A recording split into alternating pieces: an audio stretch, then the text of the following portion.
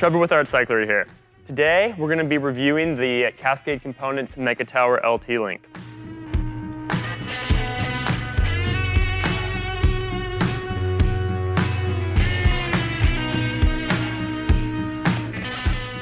We rolled out of here last time. I had a Fox 36 set to 160. I also had the Fox Float X2 Air Shock. Initially, I noticed a couple things. On bottom out, so say you do a huck to flat, you're riding some really rocky stuff and you take some big hits. I noticed the bottom bracket gets pretty low. I would say you're gonna have the best results with this link if you bump the fork up. I went ahead and pretty early on jumped it up to 170, and I feel like that kind of kept my bottom bracket where I wanted it to be. First recommendation with the link, go to 170.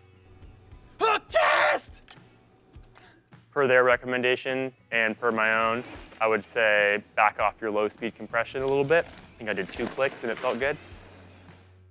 Initial sensitivity was improved drastically.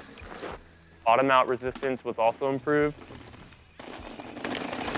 Felt better and you didn't have to spend a bunch of time tweaking it. It just kind of pop it on, back off the low speed, do your sag like normal, and it'll feel good. The more travel you do in the rear, the lower your bottom bracket's gonna get. The 170 option was kind of a sweet spot. Once you get into 180, your bottom bracket's getting pretty low.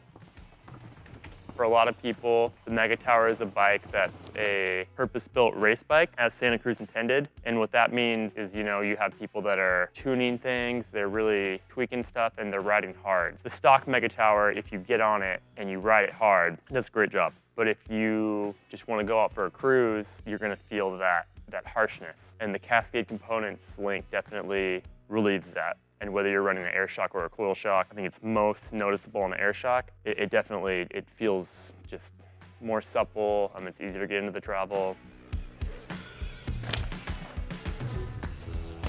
You have the potential with this link to build a monster Megatower, because you could go 180 millimeters of travel, run the rear chip in the long setting, which would increase the leverage even more and pretty much have like a proper mini downhill bike. And I think that level of versatility appeal to some people. And then I also think for the average customer, just popping that thing on and it'll pass the parking lot test with flying colors. And when you get on the trail, I think it's gonna feel good with less tuning. The bottom out support, I didn't notice as much riding, but we definitely did. We did a huck to flat test. I think I bottomed out maybe once or twice, but I didn't feel it at all.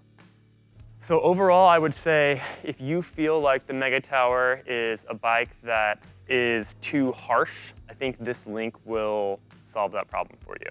I think for some people, maybe racers or people that are very in tune with tuning their shock and aware of all the options you have with the high and the low stock setting, which by the way, you will not have that with this link. You have one setting, and then the 2 chips in the rear. I think you can, with the stock setup, achieve a desirable setup. But I think with the Cascade link, you're gonna find a setup that feels awesome and it's gonna take less time and effort.